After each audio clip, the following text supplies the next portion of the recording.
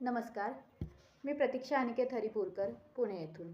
मी सावरकर या स्पर्धेतील वादविवाद श्रेणीतील खुल्या गटातून समान नागरी कायदा हवा की नको या विषयावर मी आज समालोचन करणार आहे. व्यक्ती अभावामुळे या कायद्याचे अनुकूल आणि प्रतिकूल अशा दोन्ही बाजू मीच सादर करणार आहे.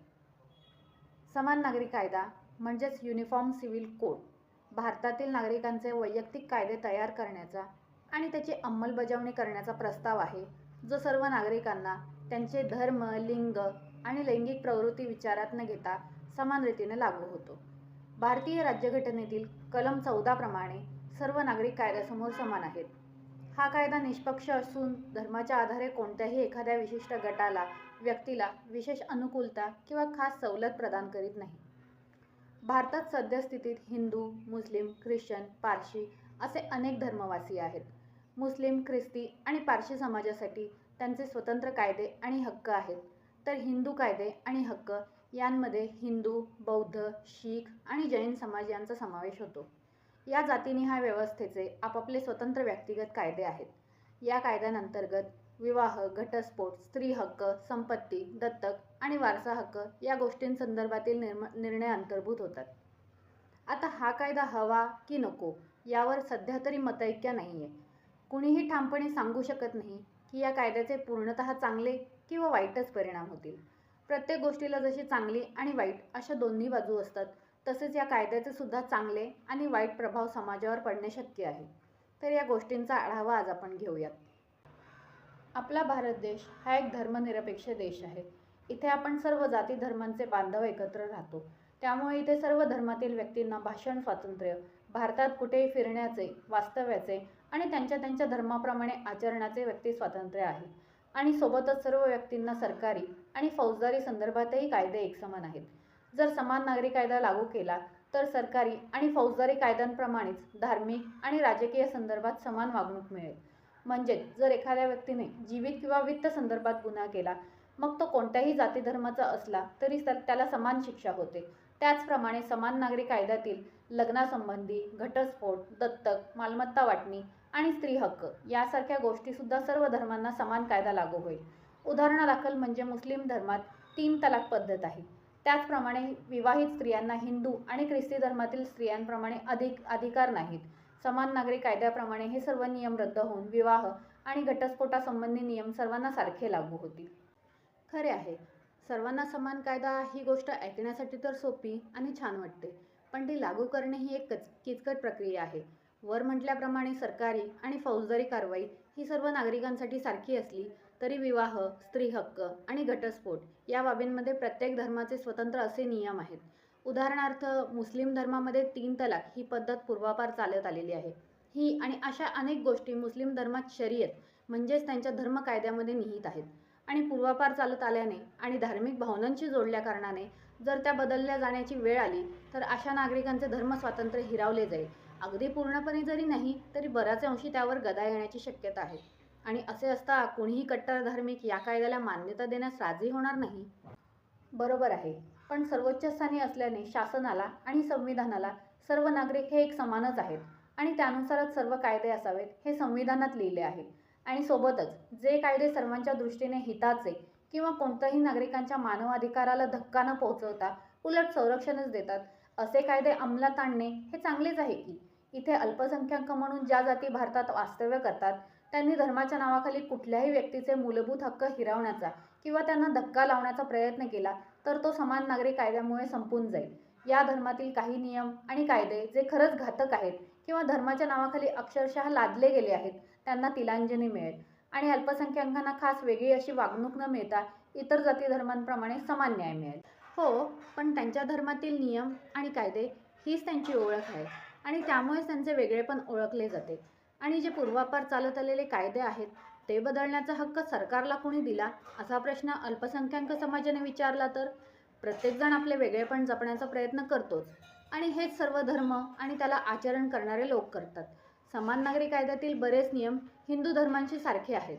मग जर अशा कायद्यांचे आणि नियमांचे आचरण करायचे झाले तर अल्पसंख्याक आणि हिंदूएतर धर्मांची ओळख आणि वेगळेपण हिरावले जाईल असे मला वाटते. प्रत्येक धर्माचे वेगळेपण आणि त्यांचे वैशिष्ट्य टिकवण्याचे इतर बरेच मार्ग आहेत. इथे बदल फक्त न्याय, नियम आणि कायद्यांविषयीच होत आहेत. शासन कोणासही धार्मिक आणि पारंपरिक आचरण किंवा प्रथा बदल करण्यास किंवा नष्ट करण्यास सांगत नाहीत. कारण अशा गोष्टींचा फायदा घेऊन त्यांना प्रोत्साहन देऊन देशात कधीकधी भ्रष्टाचारी नेते स्वतःसाठी मतदारांची मने वळवून घेण्याचा प्रयत्न करत असतात आणि बऱ्याचदा सफल सुद्धा होतात. याने होते असे की त्यांच्या धार्मिक भावनांना आधार देणाऱ्या किंवा समर्थन करणाऱ्या भ्रष्टाचारी नेत्याच्या बोलण्यात ते फसतात, त्यांना मते देऊन पुढे नेतात आणि त्यायोगे देशाचे आणि अनावधानाने स्वतःचेही नुकसान करून घेतात. अशा वेळी धर्म आणि धार्मिक भावना हा मुद्दा मागे सारून सर्व जाती धर्म समान झाले आणि सर्वांना समान दर्जा मिळाला तर वोट बँकांना आळा बसेल आणि योग्य तोच उमेदवार देशाच्या भविष्यासाठी निवडला जाईल. पण समान नागरी कायद्यातील बरेचसे नियम, कायदे आणि हक्क एखाद्या विशिष्ट धर्मातील नियम, हक्क आणि कायद्यांशी समान आहेत आणि अल्पसंख्याक किंवा हिंदू धर्माव्यतिरिक्त इतर धर्मात असे अनेक नियम आहेत ज्यांच्याशी त्या धर्मातील लोकांच्या भावना जुळलेल्या आहेत. समजा एखादा अहिंदू अशा विशिष्ट धर्मातील व्यक्ती म्हणेल, जर UCC मधील एखादा नियम हिंदू धर्मातील नियमाशी जुळणारा असेल आणि तेच इतर धर्मात त्याविरुद्ध आचरण व्यवहार्य असेल तर याचा अर्थ आम्हाला आमचा धर्म सोडून कायद्याच्या नावाखाली हिंदू धर्मातील गोष्टी करायला सांगितले जात आहे असा होतो. आणि कायदा म्हटलं की त्याच्या नियमांचे पालन करणे अनिवार्य होऊन बसते. मग अशा वेळी काय केले पाहिजे? हो, खरं आहे. पण राष्ट्रहिताच्या, समाजहिताच्या आणि देशातील नागरिकांच्या हितासाठी, विकासासाठी योग्य त्या दृष्टीने बदल तर हवेतच. सध्या वेगवेगळ्या धर्मांसाठी असलेले पर्सनल लॉ म्हणजेच धार्मिक कायद्यांसाठी असलेल्या तरतुदींप्रमाणे सरकार कार्य करीत आहे आणि त्याचा विनाकारण अतिरिक्त भार सरकारवर पडत आहे. उदाहरण म्हणजे जर देशात प्रत्येक नागरिकासाठी कायदा समान असेल तर कायदा व्यवस्थेला प्रत्येक धर्मासाठी वेगळ्या पद्धतीने काम करावे लागणार नाही आणि खचितच त्यांच्यावर येणारा भार आणि अतिरिक्त कामकाज आटोक्यात येईल. आता सरकारवरील आणि न्यायव्यवस्थेवरील भार कमी करण्यासाठी धर्मव्यवस्थेच्या पूर्वापार चालत आलेल्या काही कट्टर रूढी आणि चालीरीतींना मोडता घालावा लागेल. हे कितपत योग्य आहे? त्यामुळे इतर धर्मांच्या भावना दुखावल्या जातील आणि जर प्रश्न सरकारच्या कार्यभाराचाच असेल तर माझ्या मते हे सरकारचे कामच आहे किंवा यावर उपाय म्हणून इतर गोष्टींची तरतूद सरकारला करता येऊ शकते. काही धार्मिक बाबी, रूढी थोड्या बाजूला सारून देशाविषयी विचार केला तर नक्कीच त्याचा फायदा सर्वांना होईल. समान नागरी कायदा लागू केला तर देशाचा व्यक्तिगत पातळीपासून ते राजकीय, सामाजिक आणि आर्थिक असा सर्वांगीण विकास होईल आणि तो प्रत्येकालाच उपयुक्त होईल. मुळात हा कायदा धार्मिक बदल करण्यासाठी केला गेलाच नाहीये. धर्माच्या नावाखाली कोणत्याही व्यक्तीच्या मूलभूत हक्कांना कोणी धक्का लावू नये म्हणून हा कायदा तयार केला गेला आहे आणि आपण तो याच दृष्टीने स्वीकारला तर राजकीयच नव्हे तर आंतरराष्ट्रीय पातळीवर भारत पुढारलेल्या धोरणांचा म्हणून ओळखला जाईल. पण पुन्हा एकदा, हा कायदा जर सर्व जाती धर्मांना विश्वासात घेऊन लागू केला नाही तर तो थोपवला जात आहे असे होईल, नाही का? आणि मग संविधानानेच नागरिकांना दिलेल्या मूलभूत हक्कांचे विरोधाचरण होईल असे मला वाटते. प्रत्येक व्यक्तीची मानसिक आणि सामाजिक विचारसरणी ही एखाद्या विशिष्ट गोष्टीसाठी समान असेल हे शक्य नाही आणि अशा व्यक्तिसमूहाला किंवा सामाजिक घटकांना इच्छेविरुद्ध दबावाखाली कायद्याचे आचरण करावे लागेल हा अन्याय वाटू शकतो. पण सोबतच सर्वांनी स्वतःची विचारसरणी बदलून देशाच्या विकासाच्या दृष्टीने हा कायदा संमत केला तर मात्र थोड्याच काळात देशाचे चित्र बदलेल. होय, खरंच आहे. अशा प्रकारे समान नागरी कायदा हवा की नको या विषयाचे सकारात्मक आणि नकारात्मक प्रभाव आणि त्यांची शक्यता आपण पाहिली. वस्तुतः या कायद्याचे नेमके पडसाद तो लागू केल्यानंतरच प्रत्यक्ष दिसून येतील.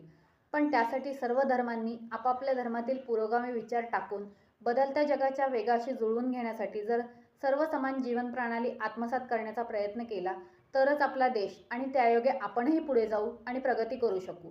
ज्याप्रमाणे सावरकरांनी तत्कालीन परिस्थितीत हिंदुत्व ज्वलंत ठेवण्यासाठी, देश पुढे नेण्यासाठी जातीभेद आणि वर्णभेदाच्या प्रथा मोडीत काढून प्रयत्न केले, तसेच काहीसे प्रयत्न या समान नागरी कायद्याच्या रूपाने आधुनिक भारतात केले जात आहेत आणि त्यासाठी आपण साऱ्यांनी एकवटून प्रयत्न केले तरच या कायद्याचे सकारात्मक मुद्दे प्रत्यक्षात येऊन नकारात्मक गोष्टी नष्ट होतील आणि भारताचा सर्वांगीण विकास होईल.